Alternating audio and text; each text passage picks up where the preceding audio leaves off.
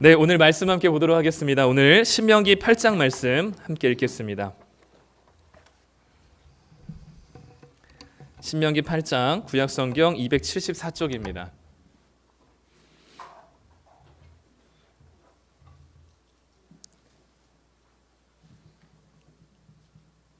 네, 신명기 8장 1절부터 10절까지 말씀. 네, 교독하도록 하겠습니다. 우리 8장 1절부터 10절까지 제가 먼저 읽겠습니다. 내가 오늘 명하는 모든 명령을 너희는 지켜 행하라. 그리하면 너희가 살고 번성하고 여호와께서 너희의 조상들에게 맹세하신 땅에 들어가서 그것을 차지하리라. 내 하나님 여호와께서 이 40년 동안에 내게 광야 길을 걷게 하신 것을 기억하라. 이는 너를 낮추시며 너를 시험하사 내 마음이 어떠한지 그 명령을 지키는지 지키지 않는지 알려 하심이라. 너를 낮추시며 너를 줄이게 하시며 또 너도 알지 못하며 내 조상들도 알지 못하던 만나를 내게 먹이신 것은 사람이 떡으로만 사는 것이 아니요 여호와의 입에서 나오는 모든 말씀으로 사는 줄을 내가 알게 하려 하심이니라. 이 40년 동안에 내 이복이 헤어지지 아니하였고 내 발이 부르트지 아니하였느니라. 너는 사람이 그 아들을 징계함 같이 내 하나님 여호와께서 너를 징계하시는 줄 마음에 생각하고 내 하나님 여호와의 명령을 지켜 그의 길을 따라가며 그를 경외할지니라. 내 하나님 여호와께서 너를 아름다운 땅에 이르게 하시나니 그곳은 골짜기든지 산지든지 시내와 분천과 샘이 흐르고 밀과 보리의 소산지요 포도와 무화과와 석류와 감람나무와 꿀의 소산지라. 내가 먹을 것에 모자람이 없고 내게 아무 부족함이 없는 땅이며 그 땅의 돌은 철이요 산에는 동을 캘 것이라. 내가 먹어서 배부르고 내 하나님 여호와께서 옥토를 내게 주셨으므로 말미암아 그를 찬송하리라. 아멘. 네, 우리 이부 예배에 나오신 성도님들을 환영하고 축복합니다. 네, 말씀 묵상 계속 잘 하고 계신가요? 네. 네, 제가 이게 많이 듣진 않았지만 어쨌든 여러 성도님들 나무지기들을 통해서 우리 단톡방에 이렇게 말씀 묵상 큐티 하신 거를 이렇게 인증해서 올리시기도 하고 그래서 굉장히 저한테 이제 고맙다고 표현을 해주시더라고요. 저 한 건 없는데 어쨌든 말씀 묵상을 이 시작하기에 또 잘 잃어버렸던 좀 중간에 끊었던 말씀 묵상을 다시 시작하면서 또 유익을 얻으시는 성도님들이 계신 것 같습니다. 네, 우리 매일매일 말씀 묵상 잘 하고 계시죠?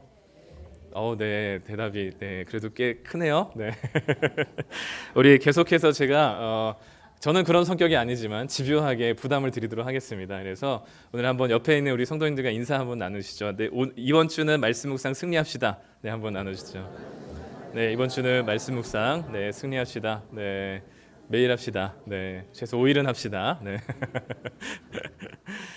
네, 하면서 어려운 것들 또 궁금한 것들이 있으면 언제든지 질문해 주시고 말씀해 주셔도 괜찮습니다. 네, 저는 성경에 관한 한 질문, 어떤 사업을 해야 되는지 어떤 진로를 결정해야 되는지는 저는 답을 드릴 수는 없지만 성경을 물어주시는 건 너무 환영합니다. 그래서 말씀 묵상하시면서 궁금한 것들 또 많이 나눠주시고 또 나무 모임 안에서도 또 나눠주시면 좋겠습니다.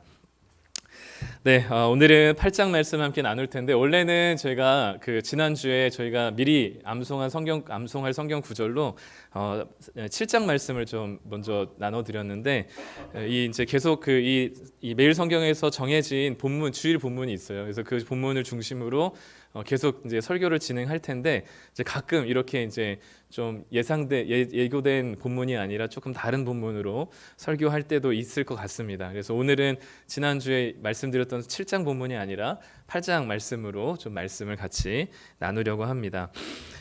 이스라엘 백성들이 광야 생활 40년을 한 것은 하나님께서 이스라엘 백성들을 미우셔서 강제로 광야로 떠민 것이 아닙니다.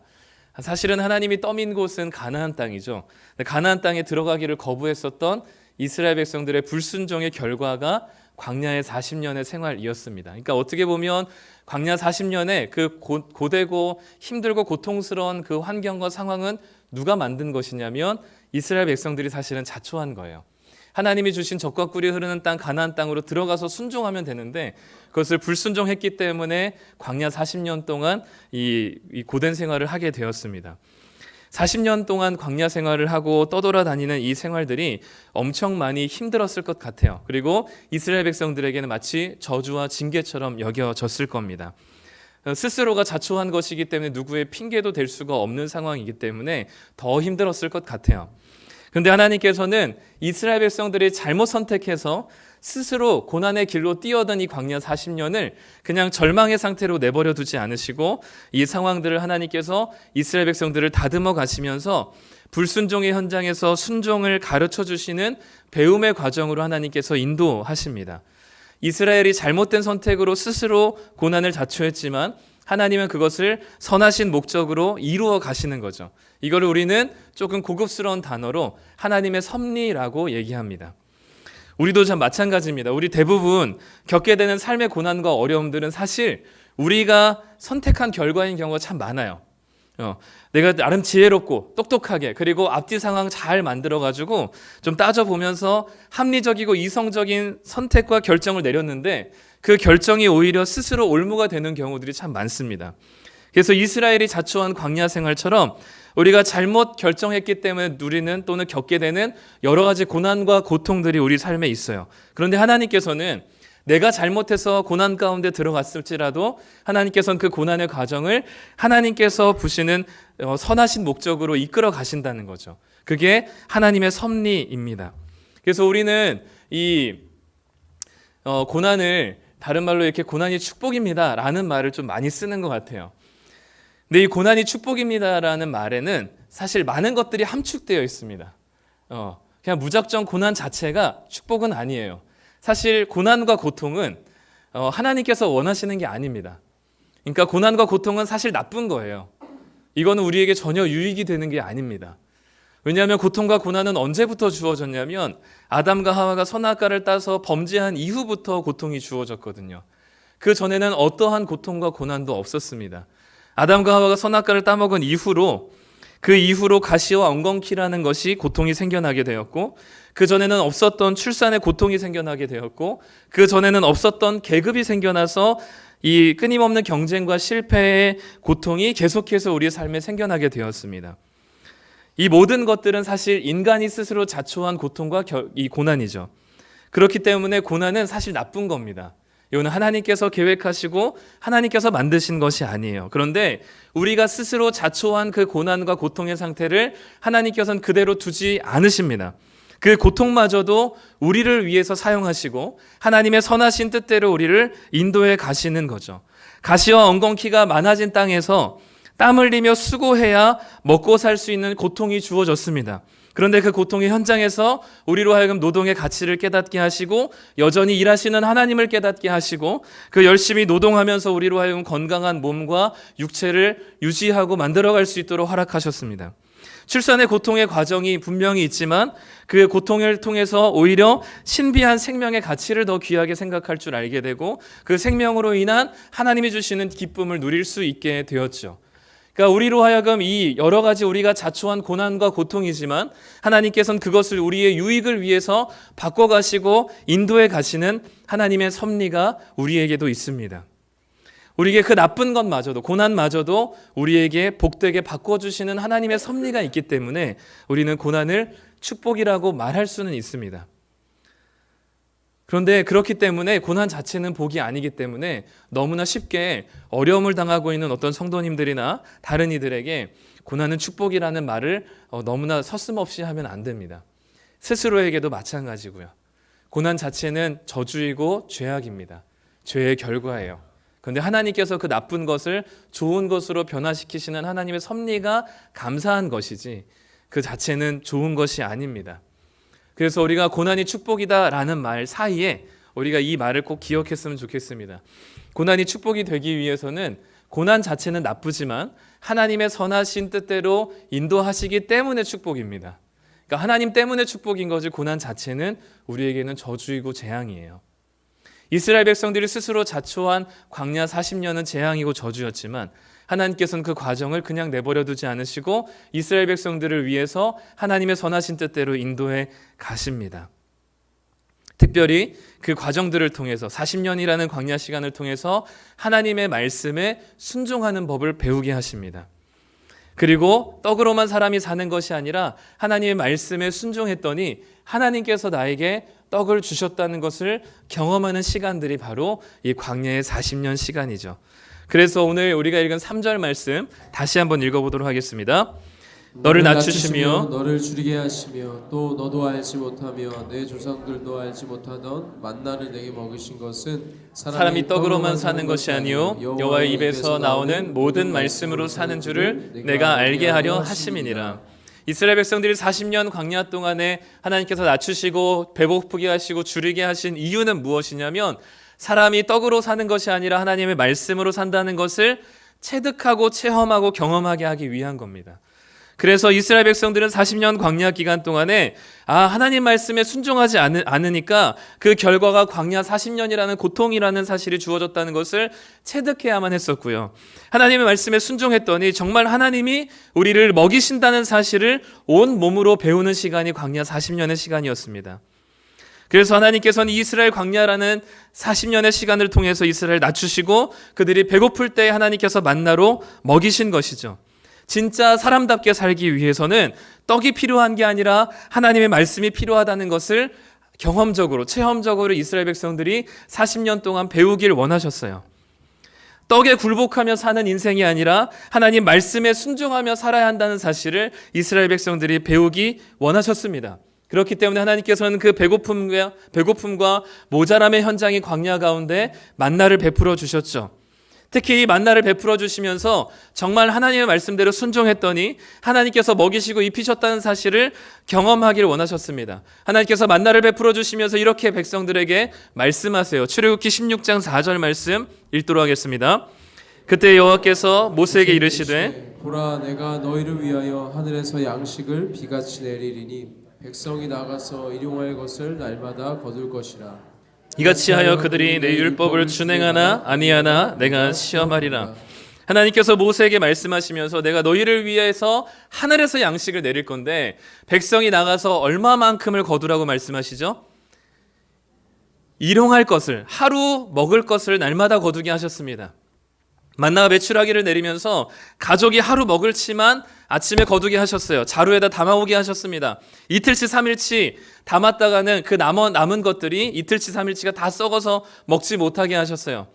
하나님의 말씀에 순종할 것을 요구하신 건 두 가지였습니다. 하나는 내가 이기적인 마음으로 더 많이 먹어야 하지 않은 욕심의 마음, 탐욕의 마음으로 몇 자루를 더 담았다면 하나님께서는 그 몇 자루를 썩어 없어지게 하십니다. 또 두려움으로 하나님이 내일 혹시 또 만나와 메추라기를 안 내려주시면 어떡할까라는 두려움 때문에, 그럼 내일 뭐 먹고 살지라는 두려움과 걱정 때문에 두세 자루를 더 담았다면 하나님께서는 그것도 썩어 없어지게 하실 거예요. 하나님께서 만나와 메추라기를 주시면서 명령하신 조건이 뭐냐면 일용할 걸, 하루 먹을 치만 담아서 먹으라. 왜냐하면 하나님께서 매일 너희들에게 만나와 메추라기를 제공하실 것이기 때문이다 라고 하시는 거죠. 40년 내내 하나님께서는 이스라엘 백성들에게 매일같이 만나와 메추라기를 허락하셨고 이스라엘 백성들은 그날 먹을 것만 가지고 와서 먹을 수 있는, 그렇게 자족하고 만족하며 하나님께 감사하며 하나님께 찬양하는 삶을 살 수 있도록 하나님께서 허락하신 것이죠. 40년 동안 하나님께서 정말 말씀대로 순종했더니 하나님이 떡을 주시네, 하나님께서 정말 먹을 것을 주시네 라는 것을 이스라엘 백성들이 경험하고 배우길 원하셨어요. 그들의 삶을 통해서, 신앙의 생활들을 통해서, 일상생활들을 통해서 정말 하나님이 채우신다는 것을 경험하길 원하셨습니다. 성도님들도 이런 경험들이 많이 있으실 거예요.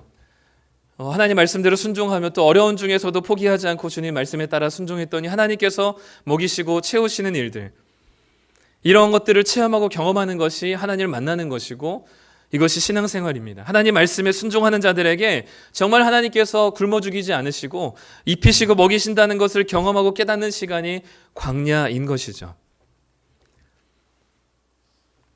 최근에 신방했던 어떤 가게를 운영하시는 성도님을 만난 적이 있는데 이 가게가 너무 되게 잘 되고 있었는데 코로나를 지나면서 또 도저히 버틸 수가 없어가지고 가게를 축소하고 작은 데로 또 옮기셨어요. 그런 과정 속에서 되게 마음고생을 많이 하셨음에도 불구하고 하나님께서는 여전히 하나 예배드리고 또 말씀대로 순종하며 열심히 신앙생활하고 살았더니 하나님께서 그래도 먹고 살 만큼 허락해 주신다고 하면서 감사하며 고백하는 것을 들은 적이 있습니다. 상황들을 보면 사실 광야 같지만 또 더 위축되고 더 축소되고 가게는 더 줄어들었지만 여전히 하나님께서 먹이시고 입히신다는 것을 인정하고 믿고 경험하고 계신 집사님의 고백이었던 것 같습니다. 하나님께서는 절대 우리를 굶기지 않으십니다. 그렇기 때문에 우리는 먹는 것에 입는 것에 제발 좀 집착하지 않으셨으면 좋겠습니다. 멋있는 차를 타는 것에 몇 평의 집에 사는 것에 우리의 목숨을 걸지 않았으면 좋겠습니다. 거기에 비교하며 자괴감을 갖고 열등감을 가지지 않았으면 좋겠습니다. 그게 우리를 살게 해주는 것이 아니라 돈이 있으나 없으나 집이 넓으나 좁으나 광야이거나 가나안이거나 언제든지 하나님의 말씀에 순종함으로 하나님이 먹이고 입히신다는 것을 경험하는 것이 우리가 사는 목적입니다. 그래서 바울은 이렇게 고백하죠. 빌립보서 4장 11절 12절 말씀입니다. 함께 읽겠습니다. 내가 궁핍함으로 말하는 것이 아니니라. 어떠한 형편에든지 나는 자족하기를 배웠노니 나는 비천에 처할 줄도 알고 풍부에 처할 줄도 알아 모든 일 곧 배부름과 배고픔과 풍부와 궁핍에도 처할 줄을 아는 일체의 비결을 배웠노라 라는 것이죠. 내가 비천에 있거나 풍부에 있거나 가난하거나 부자이거나 또는 배고프거나 배가 부르거나 풍족하거나 모자르거나 상관없이 어떤 상황에서든지 하나님 앞에서 자족하는 일체의 비결을 배웠다는 바울의 고백은 사람이 떡으로만 사는 것이 아니라 하나님의 말씀으로 산다는 것을 고백하는 맥락과 같습니다. 그래서 오늘 이 말씀에서 하나님께서 사람이 떡으로만 사는 것이 아니라 하나님 말씀으로 산다는 것을 우리에게 강조하며 이것이 실제로 이게 그냥 한 좋은 문구가 아니라요.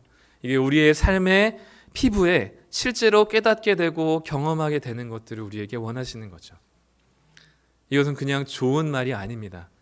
그리고 그 과정은 사실 힘들어요.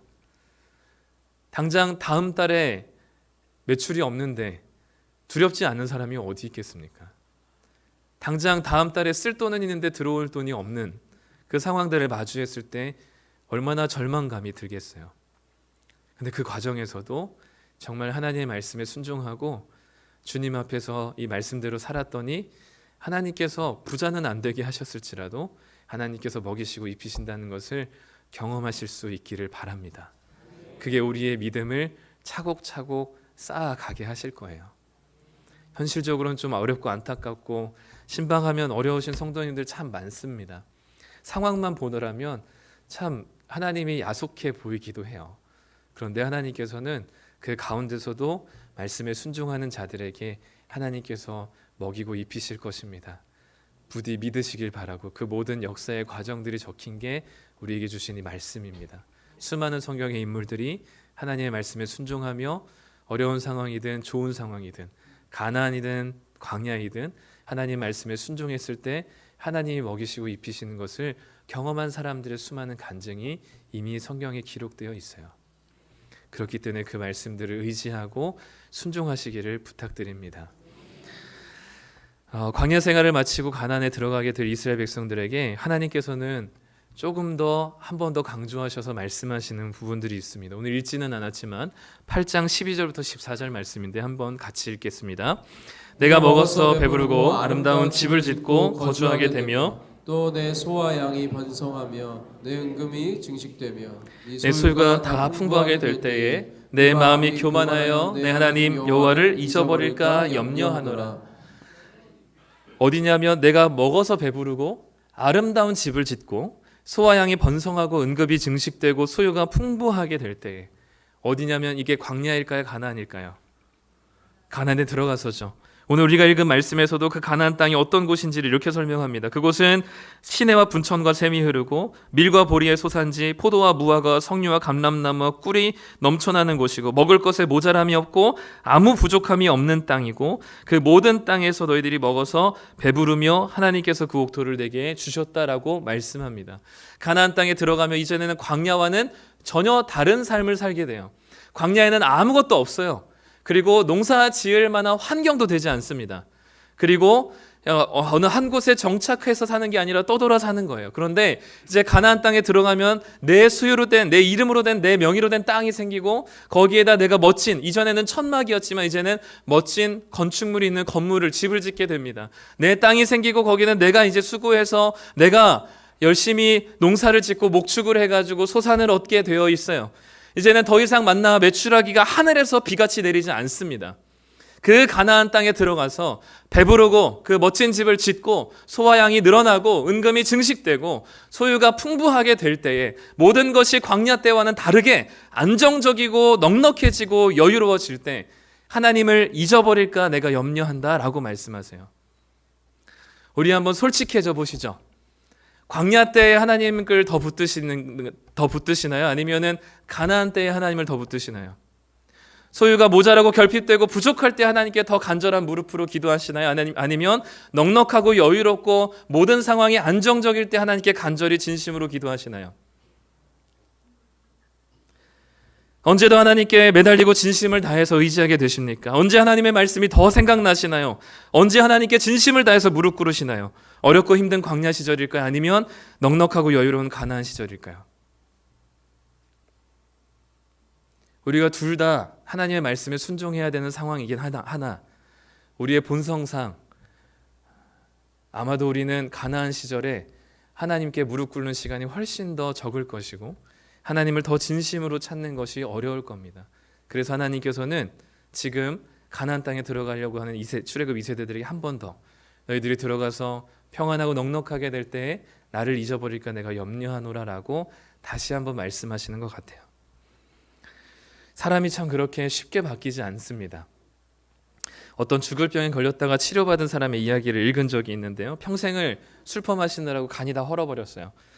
이제 거의 이 회생이 불가능하게 되었습니다. 그래서 이제 거의 죽음까지 갔는데 이 사람이 이제 기적적으로 간 이식을 받게 되어 기증자를 만나게 돼가지고 간 이식을 받게 되어서 제2의 인생을 살게 되었어요. 이 사람의 의사가 이제 당부를 합니다. 절대로 술 마시면 안 됩니다. 앞으로 한 모금도 마시면 안 됩니다. 이 사람은 죽다 살아났기 때문에 절대로 당연하죠 의사 선생님 절대로 먹지 않습니다라고 했지만 그런데 얼마 안 가서 또 술을 퍼마시고 있었다고 해요. 사람은 참 쉽게 변하지 않습니다. 완전 죽다 살아났는데도 이전에 있었던 습관과 우리들의 이 모습대로 다시금 회귀하는 본성들이 우리들에게 있어요. 저도 이 시간을 돌이켜 보면 그런 것 같습니다. 저도 지금이 광야이나 가나안이냐라고 묻는다면 상황적으로 보면 사실 지금은 가나안입니다. 저희 아내도 일을 하고 있고 저도 교회에서 생활비를 주시고 계셔서 우리 네 가족 식구들이 먹고 살기에는 충분하고 넉넉합니다. 환경적으로 상황적으로 안정적이고요. 성도님들은 저를 또 지지해 주시고 또 같이 함께 동력하는 교육자들도 함께 5명이 또 잘 지내고 있습니다. 너무나 상황은 안정적이고 환경은 가나안이거든요. 근데 저도 광야의 시절들이 있었습니다. 우리 성도님들도 그런 광야의 시절들이 있었고 또 지금이 광야이시기도 한 분들도 계실 텐데 그 어렵고 힘든 광야 시절이 다들 있으셨을 거예요. 저는 초등학교 때부터 집을 계속 떠나서 살아야만 했었습니다. 이 집 저 집 다니면서 짐을 쌌다가 짐을 풀었다가 하는 일들을 너무나 능숙하게 초등학교 때부터 대학생 때까지 했었습니다. 여기서 이제 뭔가 일이 터지면 이제 저쪽 집에 가서 또 얹혀 살기도 하고 또 이 아는 권사님 집에 갔기도 하고 또 아는 집사님 집에 가기도 하고 또 어떤 교회의 작은 방에서 또 식구들이 다 같이 지내기도 하고 기도원에서 살기도 하고요. 또 아는 분의 집 한 2다리 건너가지고 있는 단독주택의 2층에 또 얹혀 살기도 했습니다. 그러니까 짐을 싸고 푸는 일에 너무나 저는 익숙했었던 상황이었죠. 그렇게 늘 안정적이지 않고 떠돌이 광야같이 생활을 했었습니다. 중학교 3년 동안은 열심히 하나님께서 나를 목회자로 부르셨다고 확신하고 그 중학교 3년 동안 어머니로부터 신앙 훈련을 받으면서 내가 목회자가 될 건데 계속해서 머릿속으로 이상한 생각들이 계속 떠오르는 것 때문에 괴로워가지고 이 음란한 생각 좀 그만하게 해달라고 하나님께 여름방학 겨울방학 되면은 3일 금식 5일 금식 7일 금식 열흘 금식을 하면서 하나님께 매달렸던 적도 있었습니다.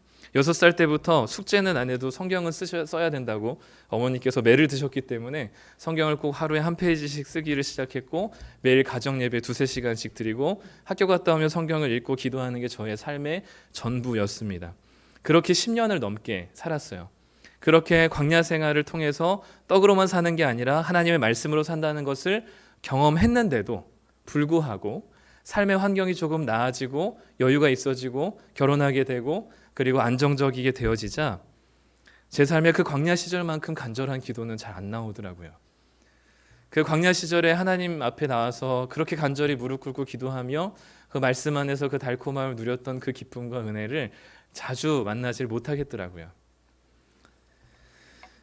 가난에 정착하니까 우리의 삶에 또 육신이 있는 우리들의 몸에 안정적이고 여유로워지니까 참 진실함으로 기도하는 것 자체가 참 어려울 때가 많이 있습니다.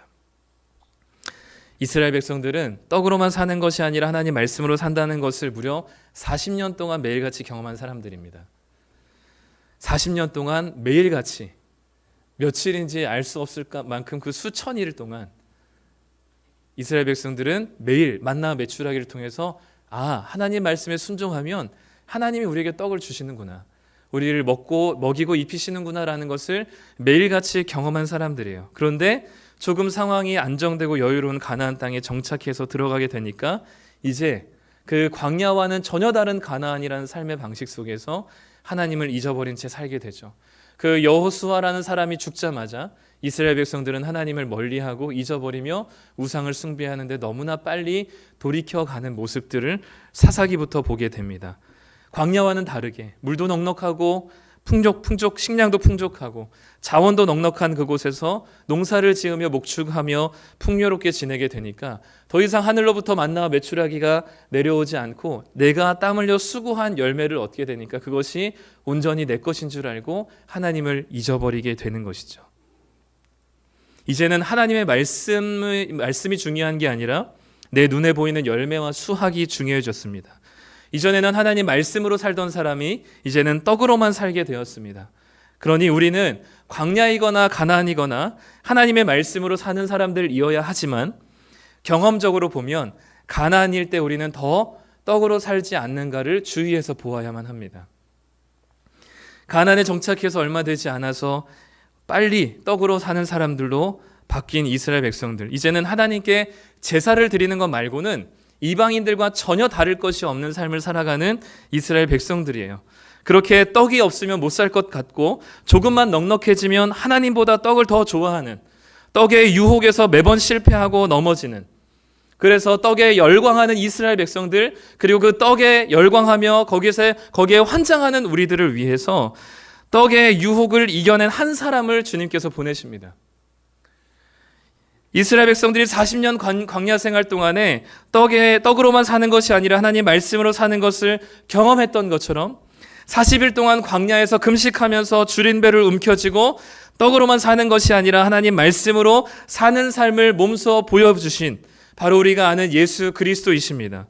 우리는 다 떡의 시험에 넘어갔지만 실패했지만 예수님만큼은 떡의 시험을 이겨내고 예수님께서 이렇게 우리에게 말씀하셨습니다. 마태복음 4장 4절 말씀입니다. 함께 읽습니다. 예수께서 대답하여 이르시되 모든 말씀으로 살 것이라 하였느니라 하시니. 신명기 8장 3절 말씀을 이 사탄에게 들려주시면서 하나님 예수님께서 다시금 우리의 실패한 이 모든 시험 가운데, 떡의 시험 가운데 승리하시면서 이 말씀으로 방점을 찍고 계십니다. 그리고는 하나님보다 떡을 더 좋아하는 우리들에게, 그리고 하나님보다 더 떡을 환장하며 사랑하는 우리들에게 하나님 스스로가 우리들에게 떡이 되셨습니다. 이 땅에 내린 만나와 같이 하늘에서 이 땅에 내려오셔서 우리를 살리는 진정한 생명의 떡이 되시기로 결정하시죠. 그 떡을 먹는 모든 자에게 결코 배부르지 않는 진정한 만족을 허락하시겠다고 말씀하셨습니다. 요한복음 6장 말씀 함께 읽겠습니다. 하나님의 떡은 하늘에서 내려 세상에 생명을 주는 것이니라. 예수께서 이르시되 나는 생명의 떡이니 내게 오는 자는 결코 줄이지 아니할 터이요 나를 믿는 자는 영원히 목마르지 아니하리라.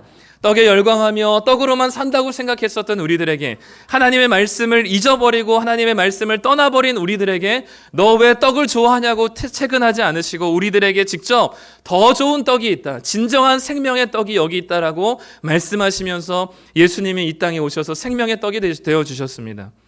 우리는 광야 시절에서도 떡으로만 사는 자들이었습니다. 가나안 시절에서도 떡으로만 사는 자들이었습니다. 광야의 그 수십 년 동안 훈련을 받았음에도 불구하고 조금만 여유로워지면 우리는 떡으로 사는 자들입니다. 하나님 말씀보다 떡을 더 사랑하는 자들이고 이 떡의 시험에 매일매일 같이 실패하는 자들이 우리들입니다. 그러나 진정한 생명의 떡이 되신 예수님께서 이 땅에 오셨기 때문에 이제 우리는 그 말씀의 육신이 되어 오신 생명의 떡이신 예수님을 먹고 마시길 소망합니다. 우리는 실패했지만 주님은 승리하셨기 때문에 생명의 떡이신 예수님을 먹고 마시는 자 되기를 소망합니다. 주님 안에서 포도나무에 가지가 붙어 있듯이 주님과 동행하면서 주님을 붙드시는 자들 되기를 소망합니다. 우리의 능력으로는 이 떡의 유혹을 이길 수가 없습니다. 떡의 시험을 이겨낼 수가 없습니다. 우리는 조금만 상황이 좋아지면 떡의 시험에 실패하는 자들이기 때문에 우리 스스로를 믿을 수가 없습니다. 그러나 이 떡의 시험을 이기신 주님께서 직접 생명의 떡이 되셨기 때문에 이 예수님의 능력을 믿고 의지하는 자들에게 하나님께서는 이 떡의 시험을 이기게 하실 것이고 떡으로 사는 것이 아니라 하나님의 말씀으로 산다는 것을 분명히 경험하게 하실 것입니다. 그렇기 때문에 우리 자신을 믿기보다는 이것을 승리하시고 우리의 생명의 떡이 되신 예수님을 의지하시는 성도님들 되시기를 소망합니다. 어떤 상황에서든지 예수님 때문에 자족하며 예수님으로 충만하며 하나님 말씀에 순종하는 자들이 되기를 소망합니다. 떡에 환장한 우리들에게 말씀이신 예수님께 환장하기를 소망합니다. 우리는 떡으로만 사는 자들이 아니라 말씀으로만 사는 자들인 것을 잊지 마십시오. 절대로 이 사실을 포기하지 않으셨으면 좋겠습니다. 바쁠수록 말씀 묵상하시고 분주할수록 기도하는 시간을 확보하십시오. 그 시간이 길지 않아도 됩니다. 그러나 매일의 삶에 필요합니다. 매일의 만나를 통해서 하나님이 우리를 먹이시고 입히신다는 사실을 경험했던 이스라엘 백성들처럼 우리들에게도 매일 하나님의 말씀이 필요합니다. 매일 하나님께 나아가는 시간이 필요합니다. 그래서 우리의 삶이 생명의 떡이신 주님으로 이 세상에서 돈이 있고 없고로 만족스럽지 못했었던 우리들의 공허한 심령이 주님으로 만족되어지기를 간절히 소망합니다. 예수님에게 모든 것이 있습니다. 그분이 우리의 말씀이시기 때문이죠. 이제 우리 같이 함께 들은 말씀을 정리하시면서 함께 고백하며 기도하는 시간 됐으면 좋겠습니다. 하나님, 우리는 날마다 실패하는 자들입니다. 광야에 있을 때는 어느 정도 좀 선 것 같아 보일지라도 조금만 가난의 상황이 돌아오면 우리는 다시금 떡으로 상하는 자들입니다. 하나님, 우리는 우리 스스로를 믿을 수 없지만 주님은 믿을 수 있습니다. 주님께서는 승리하셨기 때문에 날마다 말씀이신 생명의 떡이신 예수님을 먹고 마시는 자 되게 하여 주시옵소서. 하나님 말씀을 묵상하게 하시고 그 말씀이신 예수님을 먹고 마실 때 주님으로 충만케 되어지는 은혜가 있게 하여 주십시오. 이 시간 같이 함께 한 목소리를 기도하며 고백하도록 하겠습니다.